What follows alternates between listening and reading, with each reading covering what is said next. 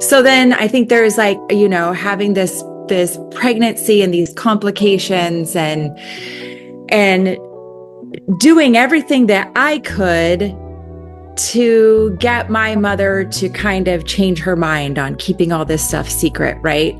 And no matter what I did, it didn't work. So I think that there was some resolve to that. By the time we're looking at this in 1997, I've lived in probably 5 different places, 5 different states and cities, and I'm running from my problems and running from my family, and nothing's working. So I've tried to stabilize here, and I'm trying to play it her way. So I think at that point I had come to accept who my mom is, and sort of I'd learned to play her game in a way.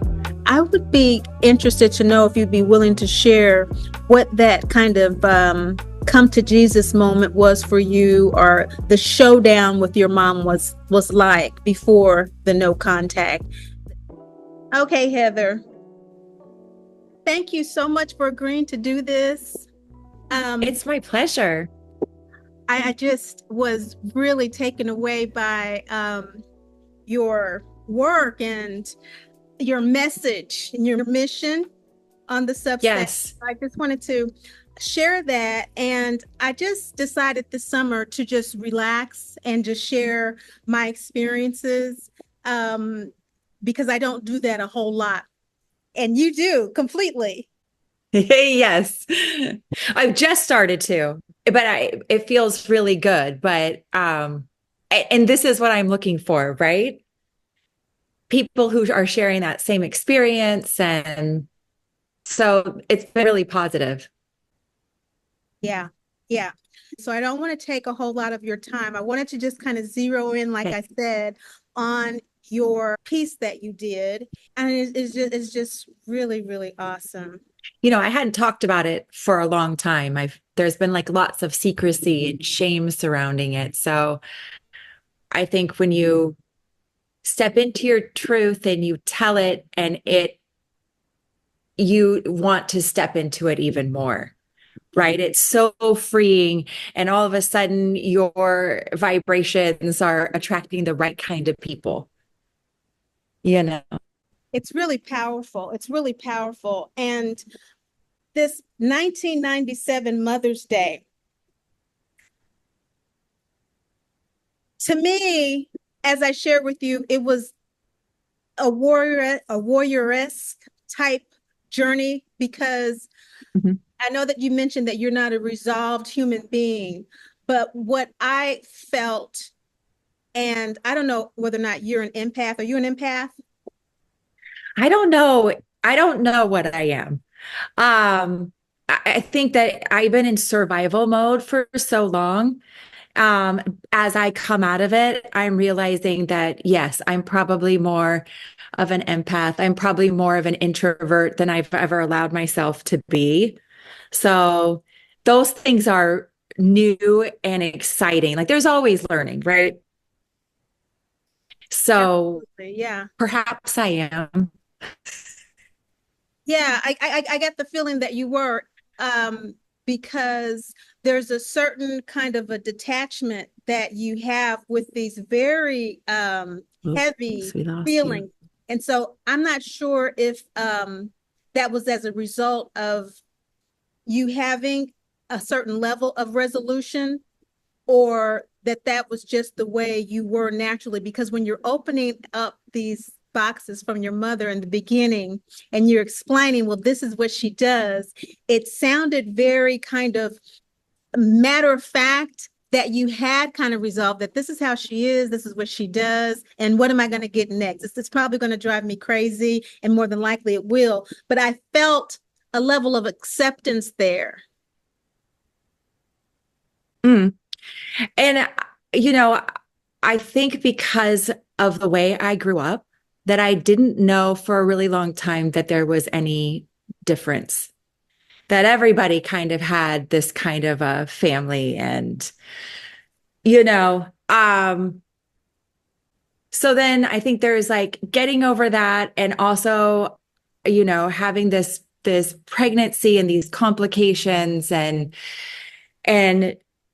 doing everything that I could to get my mother to kind of change her mind on keeping all this stuff secret, right? And no matter what I did, it didn't work. So I think that there was some resolve to that. By the time we're looking at this in 1997, I've lived in probably 5 different places, 5 different states and cities, and I'm running from my problems and running from my family and nothing's working. So I've tried to stabilize here and I'm trying to play it her way. So I'm living in Chicago and they're in Michigan. And with that little tiny bit of distance, I think this might work. I'm tuning into Oprah every day. I'm learning to listen to the universe. I'm reading every book she suggests. Like I'm really trying to learn about myself and what can I do to make this better? Like I want to make this work. I want my birth daughter back. Um, but yes, I think at that point I had come to accept who my mom is and sort of I'd learned to play her game in a way. That's what it You sounded know. like. Yeah, okay. That's a certain level of maturity that um it takes a lot of acceptance to get to that level of maturity. Because what usually happens in my experience, I've been coaching and working with this for over 20 years. I've been an empath all my life, which Mm, means that people have been coming to me since I was a child for things. But um, we usually don't understand how to play our mother's game. And we're able to play it like you were able to, even despite the dread of going to her house for Mother's Day, to do the self-care with playing the pretenders, I'm a mother, yeah. and doing the self-care of enjoying the journey and taking the minuscule amount of time that you had, these gaps between these triggers. Mm, That type yes. of maturity doesn't usually come until you've had a great deal of acceptance, and that takes usually a very long time, if ever, within a lifetime. And so I don't know. That's why I was saying that I felt that, and I really wanted to share with the academicians. If I were to give the listeners a name, it would be academicians, kind of a intellectual kind of spiritualism that we have going on. But um, I I I I saw that as living in loving detachment. That doesn't mean that you're not triggered. It doesn't mean that Oh, you don't have deep, deep lows. It means that you're at that place that I sense that you were at, and you said that you had learned how to play the game. mm-hmm. We're being up for the game is something that requires a lot of energy and a lot of detachment, a lot of loving detachment. A lot of energy. And I don't think, my whole life with my mom was interesting. And I think, this curious thing, and I don't know how it happened, but by the time I was in high school, I had figured out her game. And I think she didn't like that. And she wasn't able to control me or pawn me as much as what she could the other family members.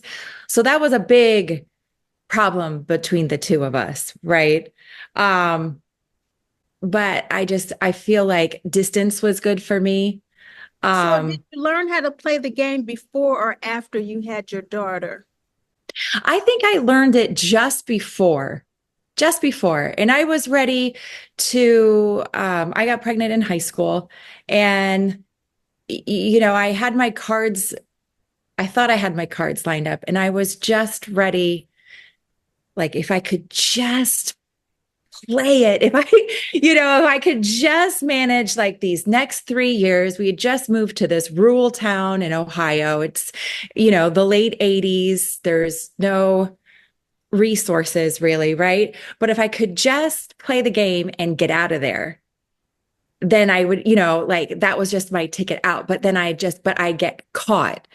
And my mom decides that what's best for the whole family is that we keep this all a secret. We're not going to tell anybody. We're not going to tell the high school. We're not going to tell other family members. She's not going to tell her mother. We're going to, it's all going to be hush hush. And that I think from the moment she found out I was pregnant, she just kind of ran off with that. And of course, I'm 17 years old. I don't want to be pregnant, And then, but when I have my daughter, things changed pretty quickly. And I decided, as soon as I heard her cry, Tammy, I was like, it just changed. And I wanted to be her mom, and I just knew we could work it out. And, that just, that did not go with my mom's reality. Right. Right. Yes. And we have to say, as Generation Xers or baby boomer, I'm not sure which you are, but I'm an X. You're an X, okay. All the way. People call me boomer sometimes too. It doesn't matter to me. Yeah. But it's important to let other listeners know who may not be aware that for our generation, that was still a common thing, not as common as it was for the boomers and before, but that was pretty common for mothers to take ownership of their daughter's child if she was had out of wedlock. Yes, absolutely. And I think what would have been fine for me, and I had a cousin who'd been pregnant in high school, and her mom was helping her raise her baby. I had a friend, like, this wasn't something that was out of the ordinary for my socioeconomic background and where we lived and that kind of stuff. It was happening. I think, it was just that she had this, I think it's a common theme in a dysfunctional family, that she had this idea of a perfect family, and a pregnant daughter that was not what she wanted, Yeah. And so, and it's taken hindsight or whatever. Like, I understand what her motives were. I just think that she just got lost,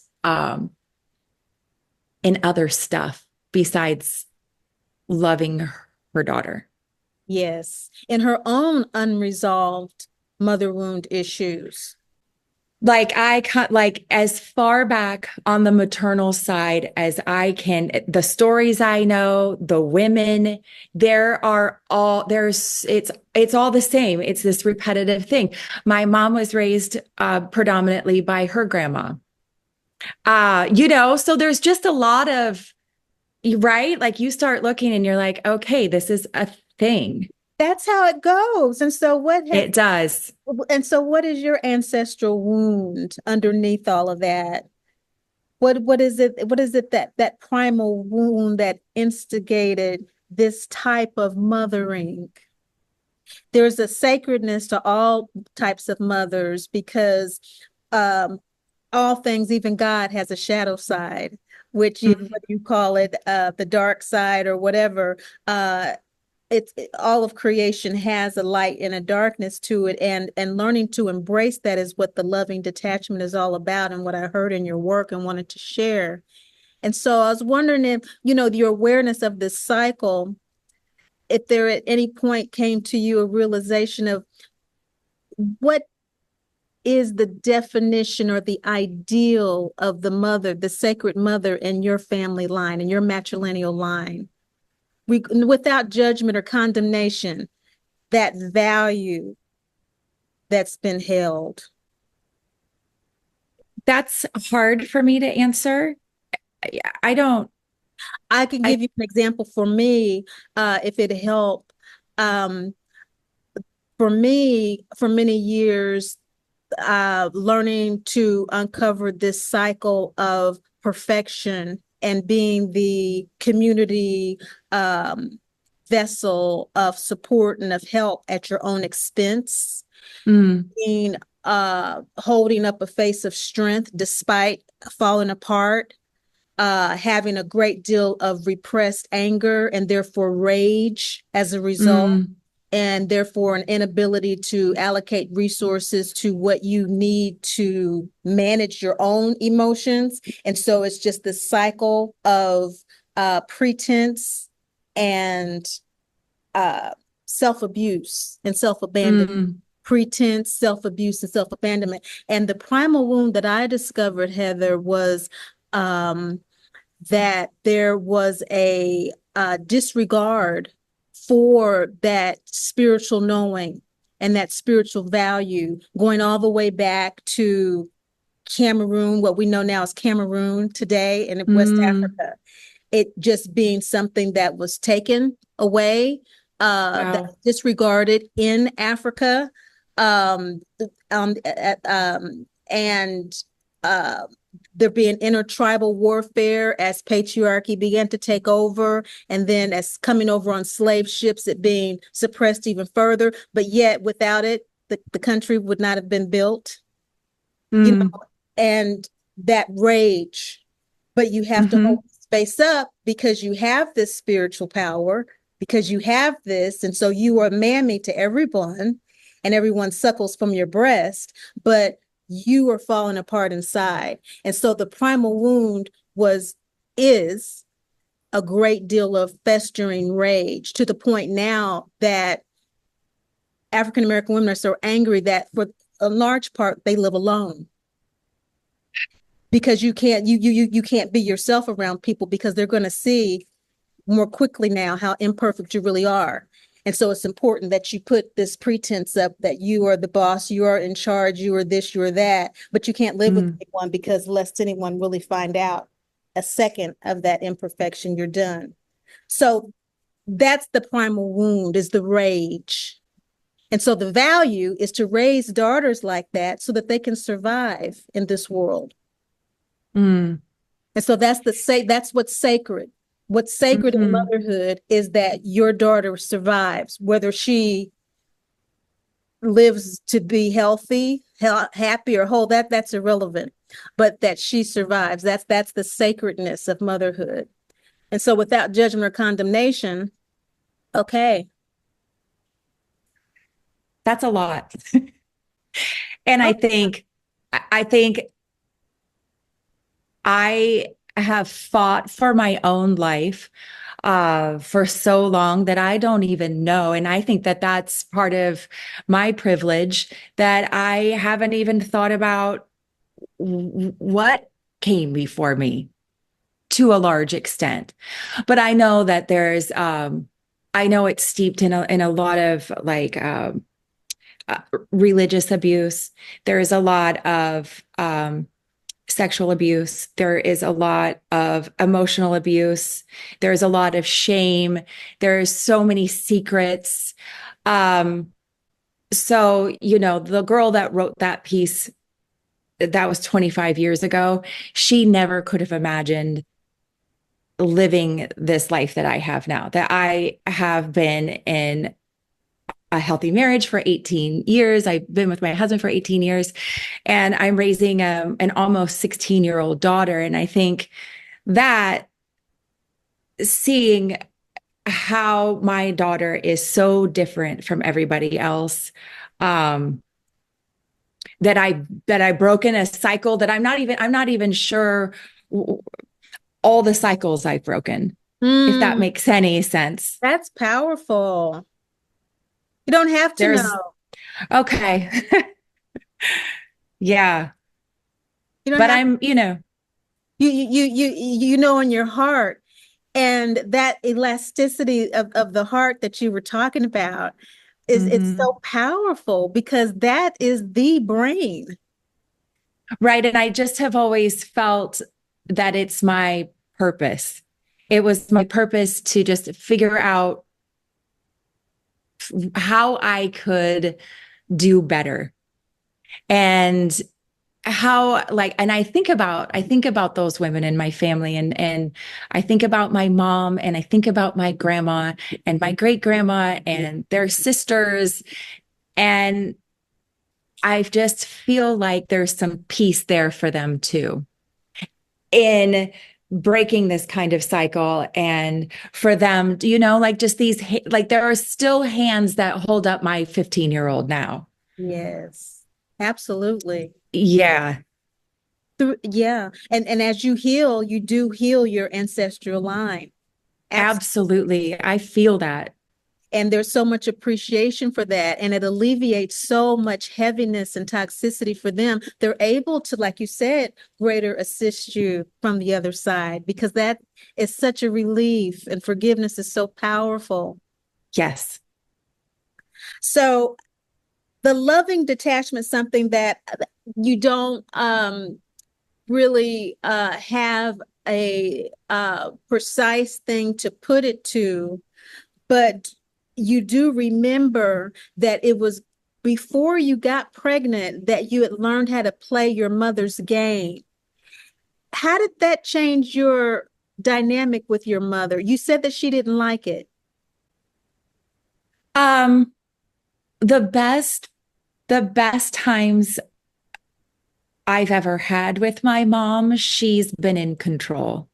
And it's when I'm doing what she wants me to do, um, and I'm complicit, that things go well.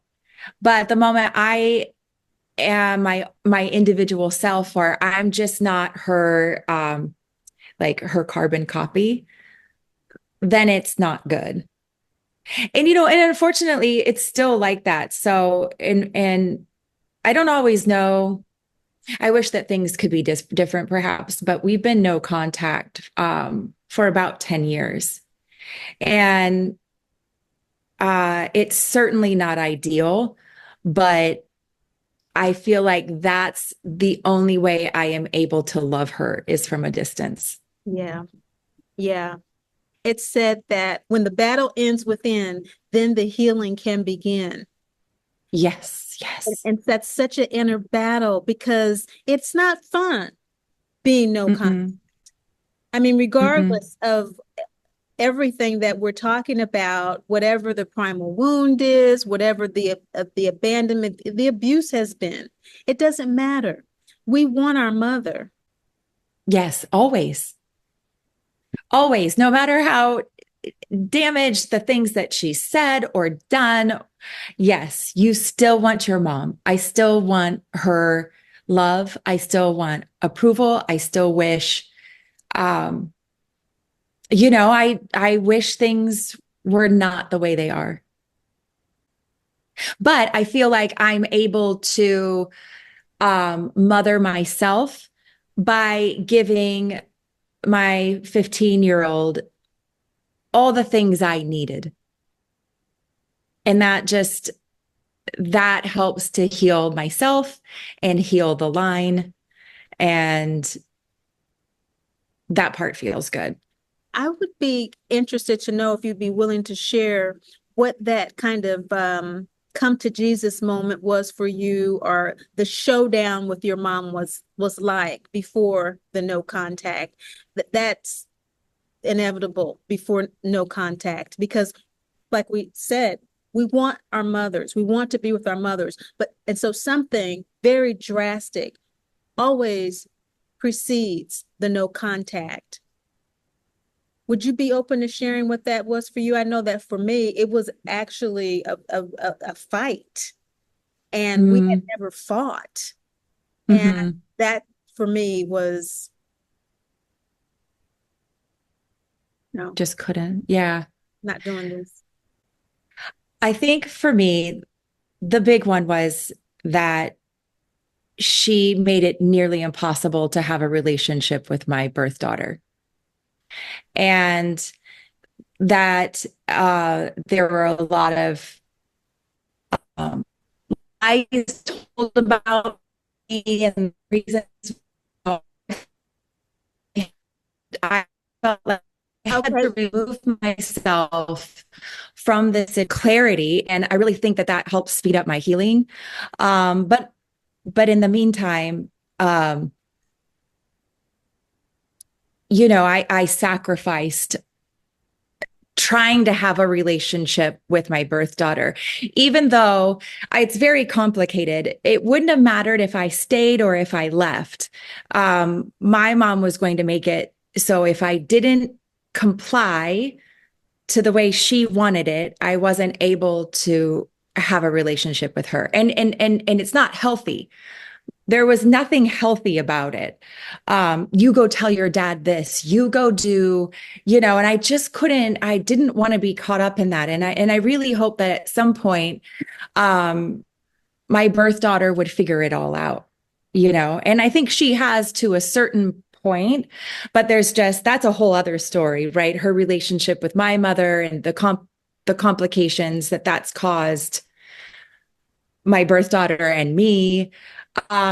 So a lot of it has just been over time. And I think I was waiting for these moments that, like with my birth daughter, that might change things.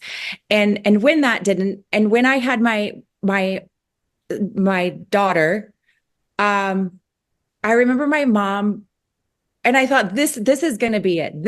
There's always been like those moments, right? This is going to be the moment where things are going to be completely different. And she made me feel terrible about myself. She made me feel terrible about being a new mom. She took my vulnerabilities and exploited my fears.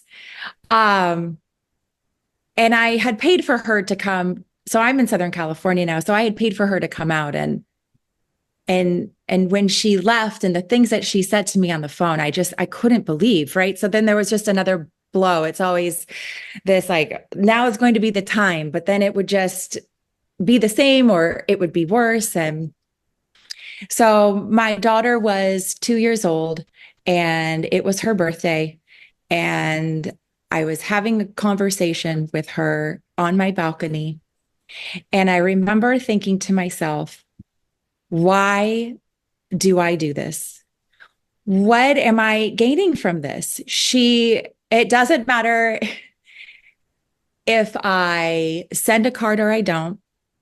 It doesn't matter if I make the phone, like it does, no matter what I do, I'm wrong. And she made me feel terrible. And there was no more time for that. I was ready to be my own woman, my own mom. And it just felt healthier not to have that kind of confusion in my life anymore. That was overwhelming. And then you were pregnant too? My daughter was 2 at the time. When did your first daughter find out the truth? She didn't find out the truth until she was in like middle school, I want to say. Oh, wow. So there were 2 big events. So my mom love bombed me at the courthouse steps and got me to sign rights off to my daughter. And that's a pretty significant thing too. So there were a lot of things that led to me finally going no contact. I gave her so many chances and I tried every angle. And so one of the things that I had asked was, may I be there when you tell her? And they told her without me. And when I came home, my birth daughter said, I know who you are. And I said, well, if you have any questions, let me know. And she said, I want to know why you don't believe in God.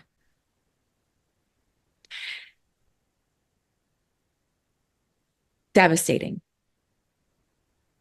Devastating. That's just like when you were at the Mother's Day and days before, you just get this beautiful little art thing that your daughter made with her ceramic hand and a heart. And that symbolism is powerful within itself, heart and hand, that symbolism. Yes.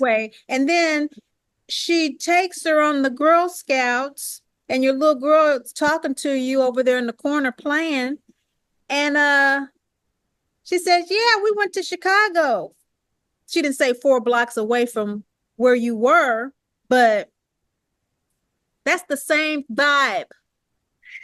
It was always, I just could never understand why.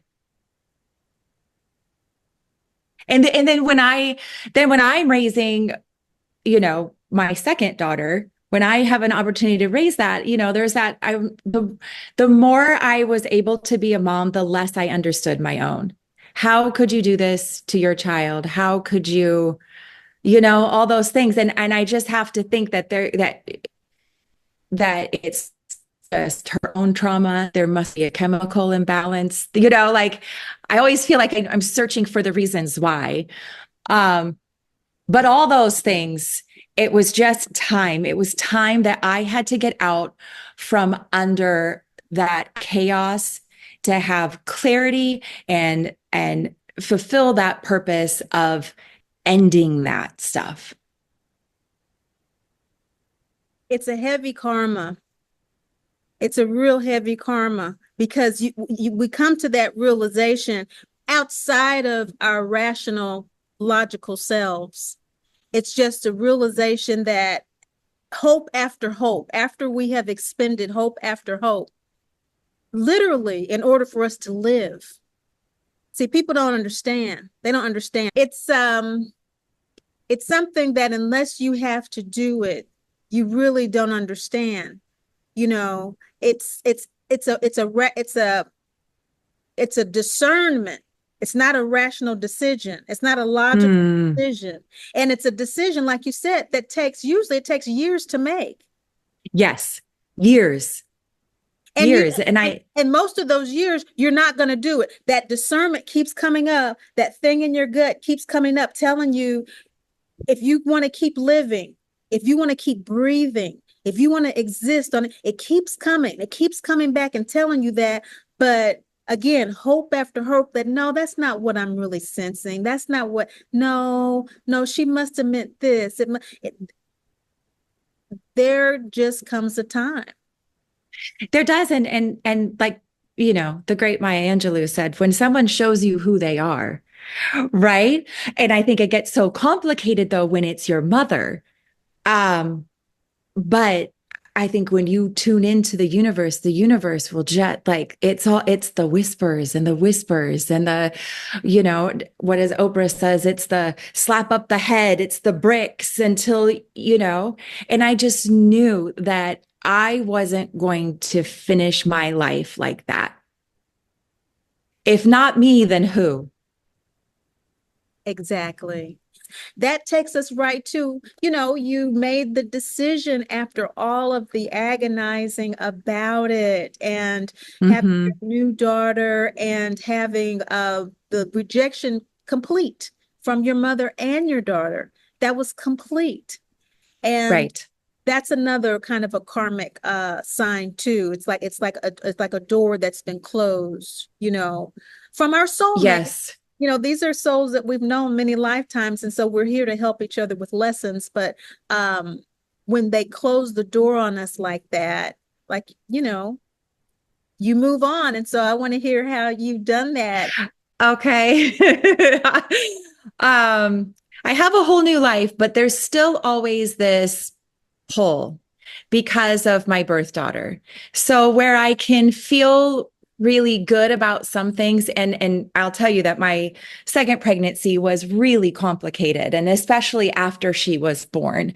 I don't know if I had postpartum, but it was so complicated. Um, and so there's always this feeling like, yes, I'm as far across the country as I can get, physically. I'm in Southern California at the ocean's edge, and yes, and I've been in therapy. I've been through terrible relationships and I've sorted all these things out one at a time. It's like I just always felt like, again, that Maya Angelou, like she's one of my heroes, right? That when you know better, you do better. And I just always remember like, okay, it's this thing. Okay, now it's this thing. And so, I had picked a healthy man and I'm trying to do these things and I have a second chance and I have a daughter. Like I just didn't even think I would be gifted a daughter. Had a boy's name all picked out and I'm ready to go. And it feels so great, but it always feels so bad. There are these pieces of me that I just wish were different. The grief, Oh, it is never ending.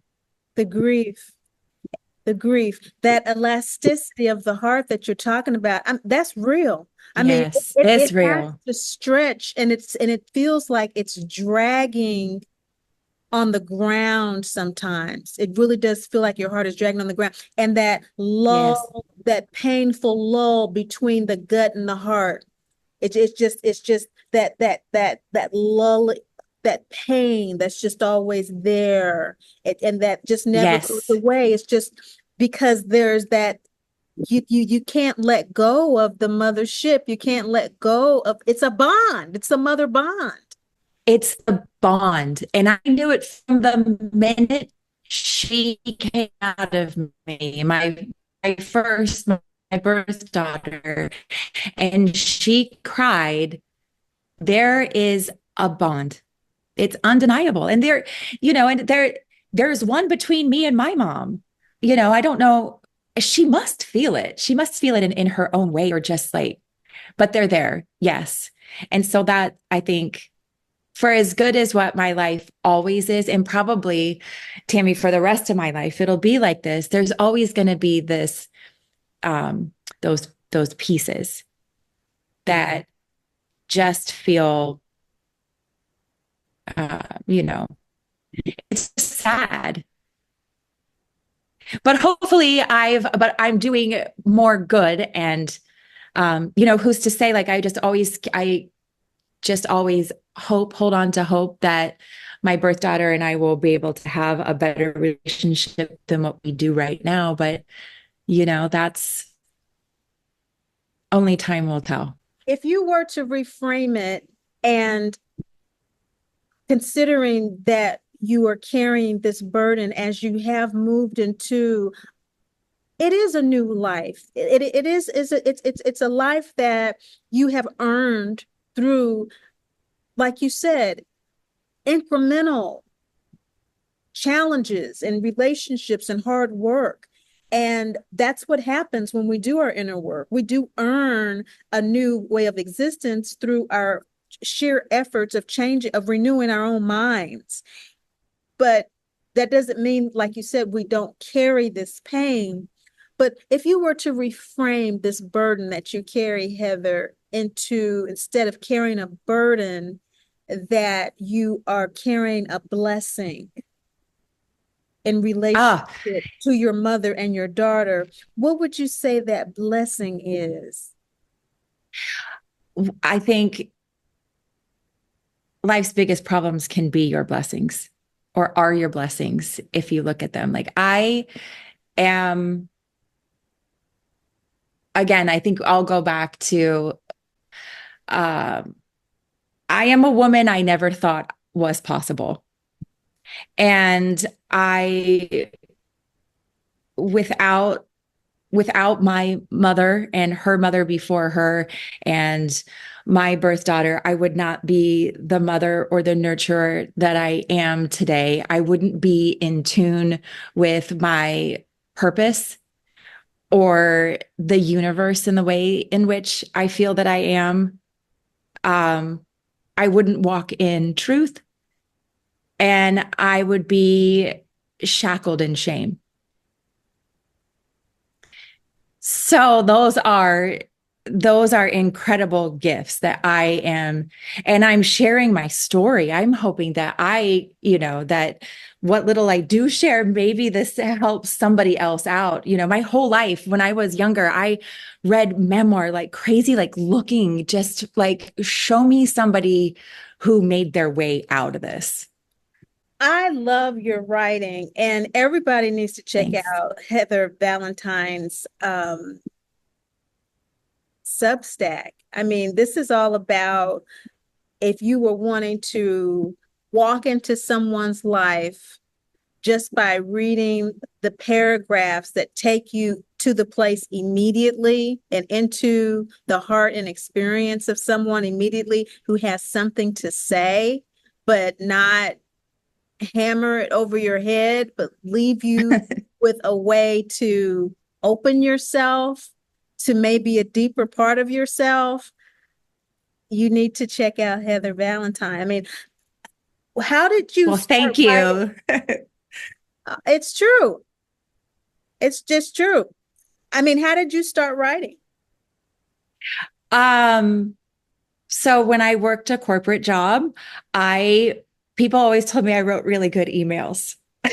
Oh, wow. That's And I always, and again, I've been in survival mode for so long that I never had a chance ever to ask myself what I wanted to do. It was just I needed to make money. My mom had stolen my identity too, but by the time I was 18, she had taken out massive amounts of credit card debt in my name. So I was really behind that. I always had to think about paying down debt and that kind of stuff, like the fastest way I could do it. I had to drop out of college. It wasn't really an option for me. I just couldn't figure out like how more debt was helping when I didn't know what I wanted to do. Right. So I was a bartender. I was in sales. Like I just hustled. Um, and I think once things started to calm down, after I am in a stable relationship and I'm mothering hard, and um, I've had several therapists say, you should write. And what if you wrote it down? What if I've always been a journaler? And during COVID, I joined a writers group, and it just kind of went from there.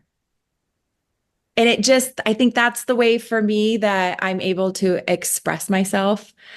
I'm not always great telling my story, but writing's hard. But the days that it does flow, it feels, that feels like my purpose too. you tell your story very succinctly and very directly. And so it's not a matter of not being good at telling your story. You tell your story in a way that's not common. And Mm, whether it is because most of us have been trained to believe that we have to create a huge narrative with a lot of filler, or whether most people are full of it. mm, Some of the best writers write the way that you speak, and the way that you speak is the way you write. I think that's a good way of communicating, because you get mm, straight to the point.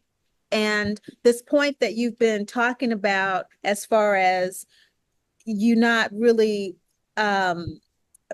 defining where you are, or saying, well, I'm at this point in my journey, or I know this about me, or I don't. This is getting back to what you call your Substack, Elastic Heart. And yes. this is where you are now. And so I want to talk about Yes. it. It says Okay. Elastic Heart. This is Heather's Substack. It says sometimes you have to look back to realize how far your heart can stretch without breaking, exposing my secrets and sharing the emotional landscape of personal growth. You can't be more direct than that. But the thing is, you're talking about stretching your heart without having it break. Tell us how you came into that. Um, well, I'm still here. Yeah, you know a little bit of something about it. And I feel like, there are a lot of people that have been through bad stuff, and stuff worse than mine, stuff like mine, stuff. Everybody has their thing. But I refuse to let it break me. Mhm. And I don't know if I refuse to let it break me because um, I felt like that's what my mom wanted.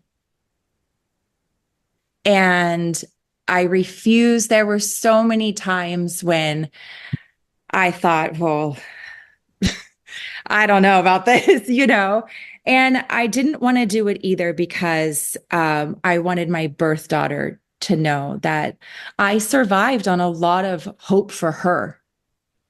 And there was no way my mother was going to write my narrative if I wasn't here or if just I wanted to make it, I wanted to make it me.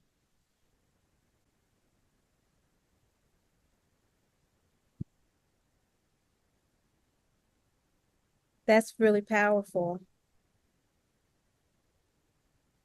And part of it's sharing my story. I've been silenced and, my family members don't they don't want me to talk about this, and I've been told that what I'm saying isn't true, and the cornerstone of a dysfunctional family is dishonest harmony Mm. instead of honest conflict, and so here I am sharing, and it feels incredible. It does. It does. I mean, it just airs everything out.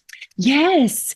And it doesn't seem like, when you put light on the truth and when you talk the truth and when you speak that kind of stuff, and you get it out. It's really so small once it's outside of your body. Especially when you have that kind of power, because I don't know whether or not you subscribe to this kind of thinking, but what kind of shadow love is that? That you have Mm, a soul that has agreed to be your mother, and there's a contract. This is a soul contract that is all about you evolving in self-love, mm, your own spiritual independence. And this soul has agreed to coerce you into doing that by denying you the very love that you need, or that you thought you needed from her. mm, mm. And it has agreed to say, no, I'm going to support your evolution in learning to love yourself, not getting it from me. As a matter of fact, I'm going to let you know in every which way I can that you're not getting it from me. And that's so interesting because there are a lot of times, and I think that maybe I put it into this perspective too. So I don't, because I can't imagine that I was just one of those souls, and they said, all right, you're going to have a lot of support. There are a lot of ancestors and stuff. And maybe you don't know this woman, but you're going to go down there and you're going to fix this mess once and for all. I don't know. I don't That know. too. That too. Yes, ma'am. Yeah. Because, And I don't want to do this again. So I'm going to fix it while I'm here.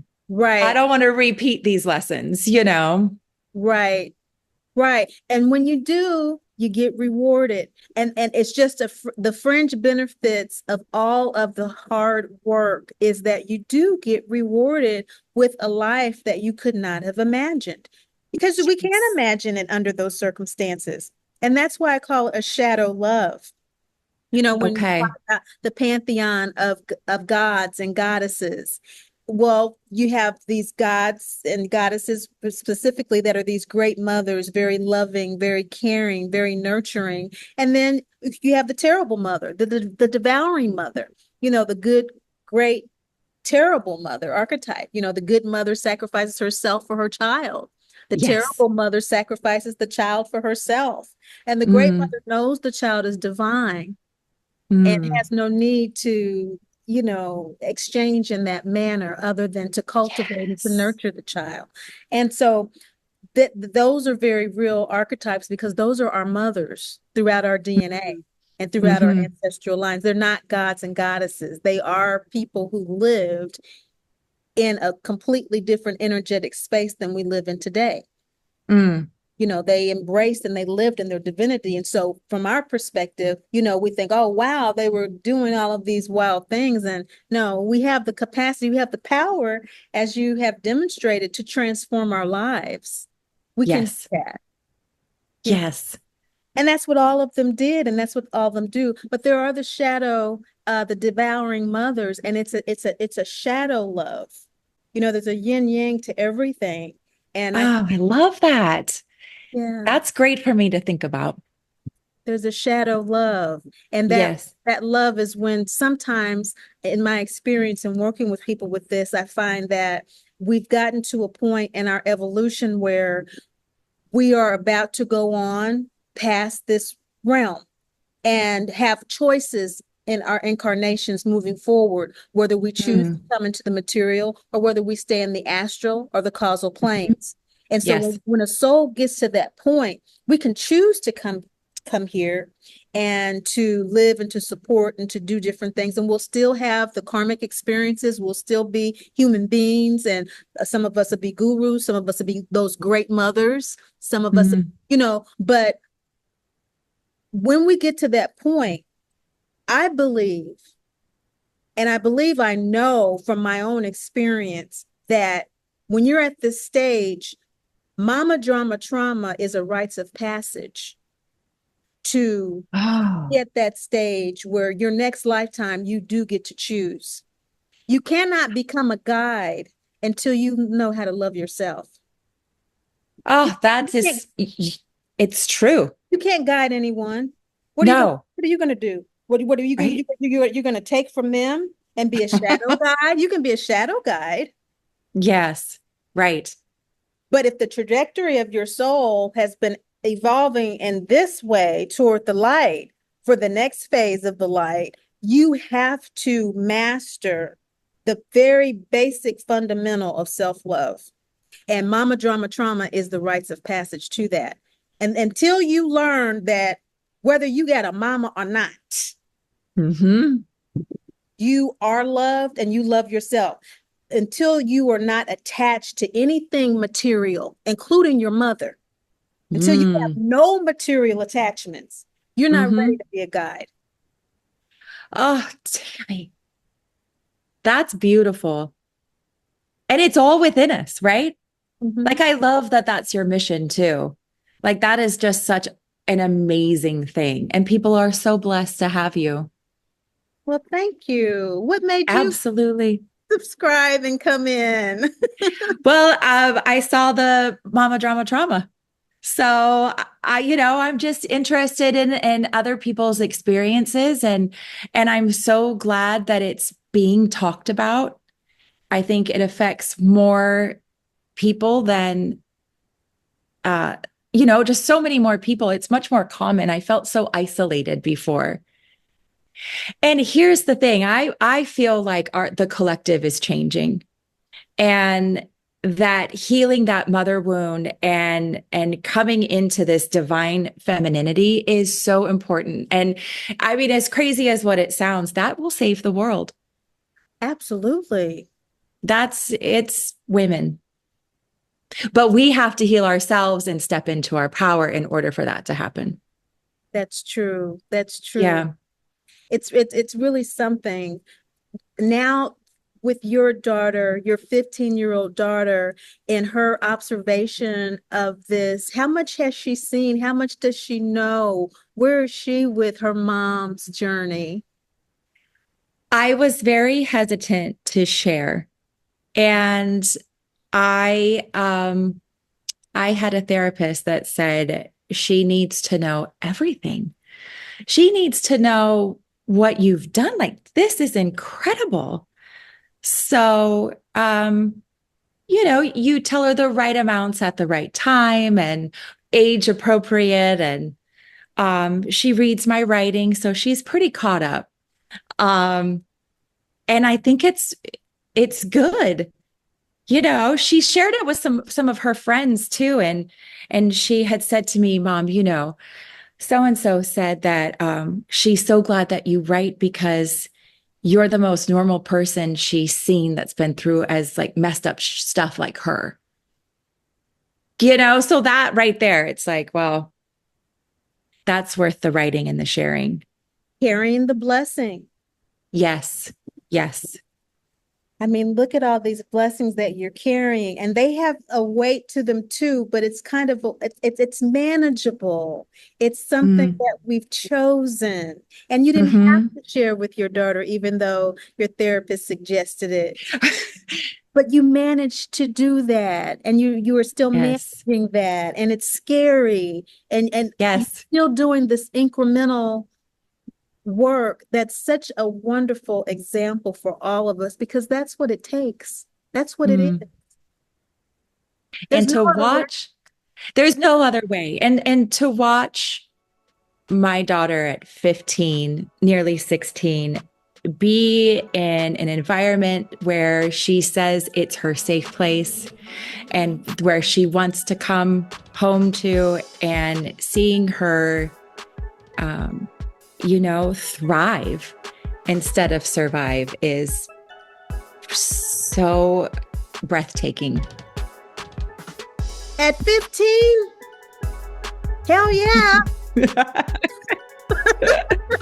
This is what she's saying. This is what she wants. These are the blessings for doing this. And, Yes. and people don't understand. Yes, it's hard work. And yes, we continue to do the hard work. But look at the blessing of that. You're talking 2024. You have a 15-year-old who says home with her mom is her safe place. It's where she wants to come. You are the only person that she knows that is normal after all of that you've been through. And she knows because you took the emotional risk of extending your heart and stretching your heart even more. And just like any exercise, the more you do it, the stronger you get. Yes. And I do. Yes, I feel stronger the more I share. That's a beautiful thing. Yeah. This is what she's seeing. This is what no one else is demonstrating this. And so she has to come home to see it. She has to, you know. And so I just want to honor you and just thank you so much. What else do you want to share before we go about where you are now in your journey that you think may be useful for someone who might be struggling where you were and where you still may be in some areas that you're working on? I think the thing to know is that it's okay not to be a resolved human being. And it's okay to be right where you are and to stay in the fight. Amen. Amen. Thank you so much, Heather. Tammy, this was my pleasure. This was wonderful. Such a beautiful light. And I'll be reading more, and you should too, at Elastic Heart on Substack.